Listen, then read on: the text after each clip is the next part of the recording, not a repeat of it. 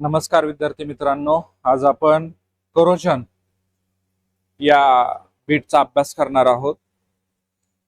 तर हे करोजन काय असतं बघा, मराठीमध्ये याला साध्या भाषेत गंजणे असं म्हटलं जातं. गंजणे म्हणजे काय? धातू खराब होणे म्हणजे करोजन, एकदम साध्या भाषेमध्ये. तर जनरली आपण धातू वेगवेगळ्या प्रकारचे असतात, सगळे धातू खराब होतात, परंतु या बीट मध्ये आपण आयरन या मेटलचं कोरोजन बघणार आहोत. म्हणजे आयरन च गंजणं. आता नेहमी लक्षात ठेवा, आयरन म्हणजे लोखंड. हे लोखंड गंजण्यासाठी या लोखंडाची दोन गोष्टी बरोबर रिॲक्शन होत असते. एक म्हणजे वॉटर आणि दुसरं म्हणजे ऑक्सिजन गॅस. या दोघांची ज्यावेळेस आयरन बरोबर रिॲक्शन होते त्यावेळेस आयरनचं कोरोजन होतं. म्हणजे आयरन लोखंड गंजतो म्हणजे लोखंड खराब होतो. या दोन्ही गोष्टी असल्या पाहिजेत. ऑक्सिजन पण असलं पाहिजे आणि वॉटर पण असलं पाहिजे. त्याच वेळेस लोखंड गंजत असतं म्हणजे लोखंडाचं कोरोजन होत असतं. आता तुम्हाला एक ऍक्टिव्हिटी दिलेली तुमच्या बुक मध्ये. तुम्हाला 4 टेस्ट ट्यूब दिलेले आहेत. या टेस्ट ट्यूब मध्ये बघा बरं, कोणत्या टेस्ट ट्यूब मधला आयरन नेल च कोरोजन होईल. यामध्ये आयरन नेल आहे. पहिल्यामध्ये बघा बरं, हा आयरन नेल दिलेला आहे आणि वरच्या साईडला ऑइलचा लेयर आहे.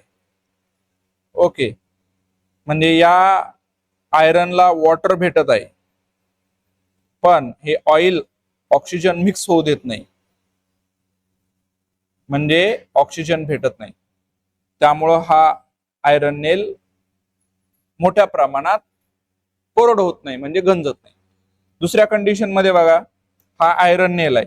या आयरन नेलला वॉटर मध्ये टाकलेलं आहे, म्हणजे याला पाणी पण मिळालं आणि दुसरी गोष्ट याच्यात या पाण्यामध्ये हवा पण मिक्स होते, म्हणजे ऑक्सिजन पण मिळाला. लोखंडाला गंजण्याच्या दोन्ही गोष्टी लोखंडाला मिळाल्या. त्यामुळं टेस्ट ट्यूब नंबर 2 मधला या ठिकाणी आयरन नेल च कोरोजन ची इंटेन्सिटी जास्त असते. तिसऱ्यामध्ये बघा, या ठिकाणी या आयरन नेलला या टेस्ट ट्यूब मध्ये मोकळं ठेवलेलं आहे, म्हणजे एअर प्रेझेंट आहे, म्हणजे ऑक्सिजन प्रेझेंट आहे. ओके, परंतु या ठिकाणी वॉटर अवेलेबल नाही, त्यामुळं हा आयरन नेल च कोरोजन होत नाही. या ठिकाणी बघा, आयरन नेल आहे, इथं या ठिकाणी हे कंटेनर क्लोज केलेलं आहे, म्हणजे इथं ऑक्सिजन पण लिमिटेड आहे आणि इथं वॉटर पण नाहीये. ओके, त्यामुळे या ठिकाणचा सुद्धा नेलचं कोरोजन खूप कमी होतं, अर्थात होत नाही असं म्हणलं तरी चालेल. मग कोणत्या टेस्ट ट्यूब मधलं आयरन नेल जास्त कोरोड झाला, तर लक्षात ठेवा टेस्ट ट्यूब नंबर 2 मधला. टेस्ट ट्यूब नंबर 2 मधला आयरन नेल जास्त का कोरोड झाला? कारण त्याला ऑक्सिजन पण भेटला, वॉटर पण भेटला.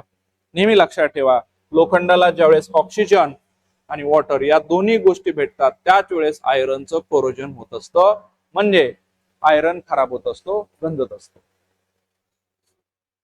आता आपल्याला कळालं कोरोजन म्हणजे काय. लोखंड गंजणे, साध्या भाषेमध्ये लोखंड खराब होणे, त्याला आपण कोरोजन असं म्हणत असतो. परंतु परीक्षेमध्ये आपल्याला एक प्रॉपर डेफिनेशन लिहावी लागते. ती डेफिनेशन तुम्हाला पाठ करावी लागेल कोरोजनची. So what is corrosion? Due to various components of atmosphere, वातावरणामधले वेगवेगळे घटक, oxidation of metals takes place, या मेटलचं ऑक्सिडेशन होतं, consequently resulting in their damage, पर्यायानं त्या मेटल डॅमेज होतो म्हणजे खराब होतो. This is called corrosion. Iron rust and reddish coloured layer is deposited on it, त्याच्यावर तपकिरी रंगाचा थर जमा होतो. आता कोरोजन म्हणजे काय? Due to various components of atmosphere, oxidation of metals takes place, consequently resulting in their damage. This is called corrosion. काय होतं कळालं का? हवेमधल्या वेगवेगळ्या घटकाची रिॲक्शन मेटल बरोबर होते आणि मेटलचं ऑक्सिडेशन होतं, त्यामुळे मेटल डॅमेज होतो, खराब होतो. ओके, त्याला आपण काय म्हणत असतो? कोरोजन असं म्हणत असतो. मग ज्यावेळेस आपण मेटल आयरनचं कोरोजन बघतो त्यावेळेस लक्षात ठेवा, मेटल आयरनच्या वर अशा पद्धतीचा रेडिश कलरचा लेअर तयार होतो. हा जो रेडिश कलरचा सॉलिड लेअर तयार झालेला आहे याला आपण रस्ट असं म्हणत असतो. मराठीमध्ये गंज असं म्हणतो. गंज म्हणजे काय? मेटल आयरनच्या वर तयार झालेला रेडिश कलरचा सॉलिड लेअर, तपकिरी रंग. धातू खराब झाल्यानंतर तुम्हाला या अशा पद्धतीचा रेडिश लेअर दिसतो, याला आपण रस्ट म्हणत असतो. So what is rust? A certain type of reddish coloured solid layer deposited on the metal surface. This is called rust. This is called rust. येते का लक्षात? रस्ट म्हणजे काय? मेटल आयरनच्या वर तयार झालेला तपकिरी रंगाचा एक थर, त्याला आपण रस्ट असं म्हणत असतो. मराठीत आपण त्याला गंज असं म्हणत असतो. ही पण डेफिनेशन पाठ करायची. A solid layer, reddish coloured solid layer deposited on the surface of iron. A reddish coloured solid layer deposited on the surface of metal iron. This is called rust. या रस्टचा केमिकल फॉर्म्युला काय हा पण तुम्हाला या ठिकाणी लक्षात ठेवावा लागतो. Fe2O3.XH2O. XH2O म्हणजे काय? हे वॉटरचे मॉलिक्यूल एक्स नंबर आहेत. एक्स म्हणजे किती? 1 2 3 4 काही असू शकतं. Fe2O3.XH2O. H2O वॉटरचे मॉलिक्यूलचा नंबर आहे हा एक्स. हा रस्टचा फॉर्म्युला सुद्धा तुम्हाला परीक्षेमध्ये लक्षात ठेवावा लागतो. एक्झामिनरचे 3 फेवरेट क्वेश्चन असतात ज्यामध्ये कोरोजनची डेफिनेशन, रस्टची डेफिनेशन, रस्टचा फॉर्म्युला आणि आयरन या मेटलला कोरोजन होण्यासाठी कोणत्या 2 ऍटमॉस्फेरिक गोष्टी लागतात, एक ऑक्सिजन आणि दुसरं वॉटर. हे पण तुम्हाला लक्षात ठेवावं लागतं. आता हा जो मेटल जो कोरड होत असतो, गंजत असतो, ही काय सिंपल रिॲक्शन होत नाही. ओके, वेगवेगळ्या इलेक्ट्रोकेमिकल रिॲक्शन्स होतात. Different regions on the surface of iron becomes anode and cathode. Okay, metal सरफेसचा वेगवेगळा भाग एनोड कॅथोड म्हणून काम करतो. वेगवेगळ्या रिॲक्शन्स होतात आणि मग हा रस्ट तयार होतो. रस्ट तयार झाला म्हणजे गंज तयार झाला, म्हणजे धातू खराब झाला, म्हणजेच धातूचं कोरोजन झालेलं आहे. आता तुम्हाला 4 पॉइंट लक्षात ठेवावे लागतात.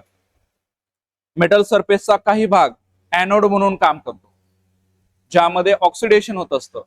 मेटल सरफेसचा मेटल आयरन च ऑक्सिडेशन होतं. Fe++ आयॉन्स तयार होतात, 2 इलेक्ट्रॉन बाजूला पडतात. कॅथोडवर काय होतं? रिडक्शन होतं, ऑक्सिजनचं रिडक्शन होतं. O2 gas plus 4H plus 4E- हे या ऑक्सिजन बरोबर मिक्स होतात टू फॉर्म वॉटर 2H2O. याला एकदा दोनदा लिहून काढायचं.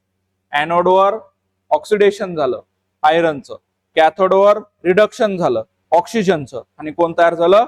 H2O, पाणी तयार झालं. हे तुम्हाला लक्षात ठेवायचं. एकदा दोनदा या ठिकाणी या रिॲक्शन्स लिहून काढा. आता काय होतं लक्षात ठेवा, हा जो Fe++ हा जो आयॉन आहे हा एनोड वरून मायग्रेट होतो. मायग्रेट होतो म्हणजे स्थलांतरित होतो अँड रिॲक्ट्स विथ वॉटर, आणि पाण्याबरोबर तो रिॲक्शन करतो and get oxidized to form Fe3+ ion. म्हणजे साध्या भाषेत Fe2+ आयॉनचं कन्व्हर्जन Fe3+ आयॉन मध्ये होतं. आता पॉइंट नंबर 4, हा जो Fe3+ आयॉन तयार झालेला आहे हा काय करतो? A reddish coloured hydrated oxide is formed from Fe3+ ion. या Fe3+ आयॉन पासून रेडिश कलर्ड हायड्रेटेड ऑक्साइड तयार होतो, त्यालाच आपण रस्ट असं म्हणत असतो. मग ही रिॲक्शन कशी होते? हे बा, Fe3+ आयॉनचे 2 आयॉन्स हे 4H2O 4 वॉटर मॉलिक्यूल बरोबर रिॲक्ट होतात अँड टू फॉर्म Fe2O3.H2O. हे सॉलिड हा रस्ट आहे, याला मराठीत आपण गंज म्हणत असतो. हा गंज तयार होतो प्लस 6H+ आयॉन. अशा पद्धतीनं ही रिॲक्शन कंप्लीट होते. ही रिॲक्शनला पण एकदा दोनदा लिहून काढायचं. Fe3+ आयॉन हा वॉटर बरोबर रिॲक्ट होतो आणि रस्ट तयार करतो, गंज तयार करतो. यालाच आपण म्हणत असतो मेटल आयरनचं कोरोजन झालेलं आहे. ओके, मग तुम्हाला सगळ्याला माहिती आहे कोरोजन म्हणजे काय? कोरोजन मुळे काय होतं? कोरोजन मुळे मेटल डॅमेज होतो, धातू खराब होतो. मग आपल्याला वाटतं का आपला मेटल डॅमेज झाला पाहिजे, खराब झाला पाहिजे? नाही. मग कोरोजन प्रिव्हेंट करण्यासाठी म्हणजे टाळण्यासाठी कारण ही करोजन ही एक वाईट प्रोसेस आहे, त्यामुळे मेटल डॅमेज होतो, आपला धातू खराब होतो. आणि आपल्याला सगळ्याला माहिती आहे या मेटल आयरन पासून आपण वेगवेगळ्या वस्तू बनवत असतो, जसं की खिडक्या असतील, दरवाजे असतील, शिडी असेल, या खराब होतात. मग आपल्याला परत नवीन तयार करण्यासाठी खर्च लागतो. म्हणून आपण काय करतो, हे करोजन आपण या ठिकाणी होऊ देत नाही. या करोजनला आपल्याला प्रिव्हेंट करायचं असेल, टाळायचं असेल, तर आपण काय करत असतो, मेटल आयरन आर्टिकलच्या वर आपण काय करतो, पेंट लावतो, पेंटचा लेयर तयार करतो. लक्षात येते का? आपण त्याला रंग लावतो, ऑइल लावतो, ग्रीज लावतो, वॉर्निश लावतो. अशा पद्धतीचे आपण वेगवेगळे लेयर आपण मेटल आयरनच्या वर लावतो, जेणेकरून ते बॅरियरचं काम करतात. बॅरियर म्हणजे अडथळा, म्हणजे ते पाणी आणि ऑक्सिजन यांना मेटल आयरनच्या वर येऊ देत नाही. साध्या भाषेत रेनकोट सारखं काम करतात. कोण सांगा? Layer of oil, varnish, paint, grease, etc apply on the surface of metal iron. धातूच्या वर आपण हे लावतो. मग हे लेयर कोणासारखं काम करतो? रेनकोट सारखं. आपण रेनकोट घातल्यानंतर पाण्यात भिजत नाही, त्या पद्धतीनं हा ज्यावेळेस आपण ऑइल, पेंट, वॉर्निश, ग्रीसचा लेयर लावतो, त्यावेळेस मेटल हे पाण्याबरोबर कॉन्टॅक्ट येत नाही, ऑक्सिजन बरोबर कॉन्टॅक्ट येत नाही, आणि मेटल आयरनचं करोजन होत नाही, म्हणजे मेटल आयरन लवकर खराब होत नाही. मग तुम्हाला हे पण विचारलं जातं, मेटल आयरनचं करोजन प्रिव्हेंट होण्यासाठी आपण काय करतो? तर प्रिव्हेंशन मध्ये आपण काय लिहू शकतो? Apply a layer of varnish, oil, paint, grease on the surface of metal iron to prevent the corrosion. Corrosion टाळण्यासाठी आपण असं करत असतो. तर अशा पद्धतीचे क्वेश्चन्स तुमच्या एक्झाम मध्ये विचारले जातात. मग कोणकोणते एक्झाम क्वेश्चन विचारले जातात हे क्वेश्चन्स तुम्हाला या ठिकाणी माहित असले पाहिजे. सिंपल, तुम्हाला पिक्चर मध्ये असे एखादी डायग्राम दिली जाते, याच्यावर विचारलं जातं ही डायग्राम काय रिप्रेझेंट करते? Corrosion of metal iron. Corrosion म्हणजे काय? रस्ट म्हणजे काय? रस्टचा फॉर्म्युला काय? मेटल आयरनला करोजन होण्यासाठी कोणते ऍटमॉस्फेरिक फॅक्टर लागतात? मेटल आयरनचं करोजन होऊ नये म्हणून तुम्ही काय कराल? अशा पद्धतीचे क्वेश्चन्स तुम्हाला विचारले जातात, जे आपण आता या ठिकाणी डिस्कस केलेले आहेत. ते 4 पॉइंट रिॲक्शनचे एकदा दोनदा या ठिकाणी लिहून काढायचं. आता पुढचा पॉइंट बघणार आहोत आपण, रॅन्सिडिटी. ओके, रॅन्सिडिटीला मराठीत म्हटलं जातं खौटपणा. खौटपणा म्हणजे काय? आपल्या घरामध्ये जे जुनं ऑइल असतं किंवा ज्या ऑइलमध्ये आपण या ठिकाणी काही पदार्थ तळलेले असतात, मग तळल्यानंतर शिल्लक राहिलेलं जे ऑइल असतं, लक्षात ठेवा, लेफ्ट ओव्हर कुकिंग ऑइल, शिल्लक राहिलेलं जे ऑइल आहे त्याची ऑक्सिजन बरोबर रिॲक्शन होते. म्हणजे साध्या भाषेत या कुकिंग ऑइलचं ऑक्सिडेशन होतं. ओके, कुकिंग ऑइलचं काय होतं? लेफ्ट ओव्हर कुकिंग ऑइल मध्ये ऑक्सिजन ऍड होतो, म्हणजे कुकिंग ऑइलचं ऑक्सिडेशन होतं आणि हे तेल खराब होतं. आणि अशा तेलामध्ये तळलेले पदार्थ पण घाण या ठिकाणी चवीला लागतात. आणि या तेलापासून किंवा या तेलामध्ये तळलेले पदार्थला फाऊल ओडर येतो. फाऊल ओडर म्हणजे घाण वास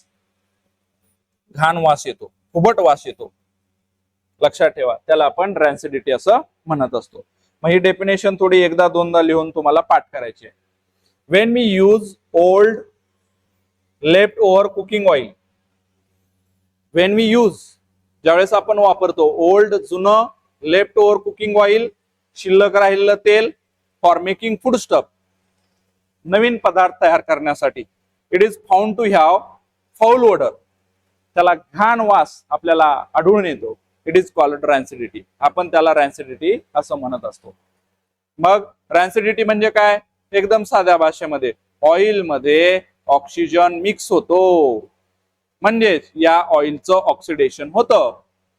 लक्षात ठेवा, oxidation of oil takes place and therefore this oil produces foul odor. या तेलाला घाण वास येतो, त्यालाच आपण रॅन्सिडिटी म्हणत असतो. मग रॅन्सिडिटी कशाच्या संदर्भात आहे? तेलाच्या संदर्भात. काय होतं? तेलाचं ऑक्सिडेशन होतं. मग काय होतं? त्या तेलाला घाण वास येतो, त्यालाच आपण रॅन्सिडिटी असं म्हणत असतो. मग अशा रॅन्सिड ऑइल मध्ये ज्यावेळेस आपण खाद्यपदार्थ तळतो, if food is cooked in such oil its taste also changes. मग अशा खाद्यपदार्थामध्ये त्या खाद्यपदार्थाची टेस्ट पण बदलते जर आपण अशा रॅन्सिड झालेल्या ऑइल मध्ये जर खाद्यपदार्थ तळाले तर. एखाद्या बेकरीमध्ये असं होतं, ऑइल शिल्लक राहतं, बेकरी बंद राहते 7-8 दिवस, मग त्या ऑइलचं ऑक्सिडेशन होतं, बेकरी परत चालू होते, मग या तेलामध्ये ते पदार्थ तळतात नवीन समोसा. मग असा समोसा खराब लागतो एखाद्या वेळेस. किंवा तेलामध्ये तळलेले जे पदार्थ असतात, Wien oil or ghee is left aside for long time or fried food is left aside for long time, it undergoes air oxidation and becomes rancid. जर आपण तेल असू द्या, तूप असू द्या, जर जास्त काळ आपण ठेवलं बाजूला तर त्याचं ऑक्सिडेशन होतं. म्हणजे काय? त्याच्यामध्ये ऑक्सिजन मिक्स होतो. किंवा तळलेले पदार्थ असतील ते पण जर आपण जास्त काळ बाजूला ठेवले त्यामध्ये पण ऑक्सिजन मिक्स होतो, म्हणजे त्याचं ऑक्सिडेशन होतं आणि असे पदार्थ रॅन्सिड बनतात, म्हणजे खराब होतात. वास यांचा खौट यायला लागतो, घाण वास यायला लागतो, त्यालाच आपण या ठिकाणी रॅन्सिडिटी असं म्हणत असतो. आपल्याला कळलं रॅन्सिडिटी म्हणजे तेल किंवा तेलात तळलेले पदार्थ खराब होतात. मग हे होऊ नये म्हणून काय केलं जातं? Rancidity in the food stuff cooked in oil or ghee is prevented by using antioxidant. Antioxidant टाकतात त्यामध्ये. फॉर एक्झाम्पल आपले जे वेपर्स असतात, आपण वेपर्स खातो, मग त्या वेपर्स मध्ये जर तुम्ही बघितलं तर ती सगळी हवा असते, पण ती हवा कोण असतं, गॅस कोणता असतो? त्यामध्ये नायट्रोजन गॅस भरलेला असतो. जर तुम्ही तळलेले पदार्थ त्या बॅग मध्ये टाकले आणि त्याला पॅक केलं तर त्याच्यामधला ऑक्सिजन त्या चिप्स बरोबर रिॲक्ट होणार, त्याचं ऑक्सिडेशन होणार आणि मग ते चिप्स खराब लागणार. त्यामुळे त्या चिप्स पुड्यामध्ये नायट्रोजन गॅस भरून त्याला पॅक करतात. मग नायट्रोजन गॅस हा अँटीऑक्सिडंट म्हणून काम करतो, म्हणजे तो ऑक्सिडेशन होऊ देत नाही, म्हणजेच त्या तळलेल्या चिपची रिॲक्शन ऑक्सिजन बरोबर होऊ देत नाही. मग असे पदार्थ जास्त काळ टिकतात. ओके, तुम्ही वेपर्सचा पुडा फोडा, 2-4 वेपर्स खा आणि तसाच ठेवून द्या 8 दिवस, आणि 8 दिवसानंतर ते परत वेपर्स खा, तुम्हाला ते घाण लागतात. का? कारण ते वेपर्स तळलेले पदार्थ हवेमधल्या ऑक्सिजन बरोबर रिॲक्शन करतात, म्हणजे या वेपरचं ऑक्सिडेशन होतं आणि ते खराब होत असतात. अजून आपण एक दुसरा पर्याय वापरत असतो. The process of oxidation reaction of foodstuff can also be slowed down by storing in airtight container. आपण हवा बंद डब्यामध्ये हे तळलेले पदार्थ आपण ठेवले आणि त्याला पॅक केलं तरी सुद्धा या ऑक्सिडेशनचा रेट कमी होतो, आणि ऑक्सिडेशनचा रेट कमी झाला म्हणजेच ते रॅन्सिड होण्याचं रेट सुद्धा कमी झाला, म्हणजे साध्या भाषेत ते लवकर खराब होत नाही. लक्षात आलं का? मग रॅन्सिडिटी म्हणजे काय? साध्या भाषेमध्ये ऑइल आणि ऑक्सिजन यांची रिॲक्शन होते, म्हणजे हे ऑक्सिजन ऑइल मध्ये मिक्स होतो, म्हणजेच या ऑइलचं ऑक्सिडेशन होतं, आणि या ऑइलचं ऑक्सिडेशन होतं त्यावेळेस हे ऑइल असू द्या किंवा या ऑइल मध्ये तळलेले पदार्थ असू द्या त्यांना फाऊल ओडर येतो, म्हणजे घाण वास येतो, त्यालाच आपण रॅन्सिडिटी म्हणत असतो. लक्षात येते का? रॅन्सिडिटी 2 मार्क्ससाठी तुम्हाला विचारलं जातं. रॅन्सिडिटी म्हणजे ऑइल आणि ऑक्सिजन यांची रिॲक्शन, म्हणजेच ऑइलचं ऑक्सिडेशन, म्हणजेच ऑइल खराब होणे. आणि अशा ऑइल मध्ये जर आपण पदार्थ तळले तर ते पदार्थ सुद्धा चवीला घाण लागतात, खराब लागतात. अशा पद्धतीनं या ठिकाणी रॅन्सिडिटीचा पॉइंट आहे. एक तुम्हाला 3-4 पॉइंट तुम्हाला लिहावे लागतात रॅन्सिडिटीवर. ओके, तर अशा पद्धतीने आपला या ठिकाणी इथं टॉपिक संपतो. धन्यवाद.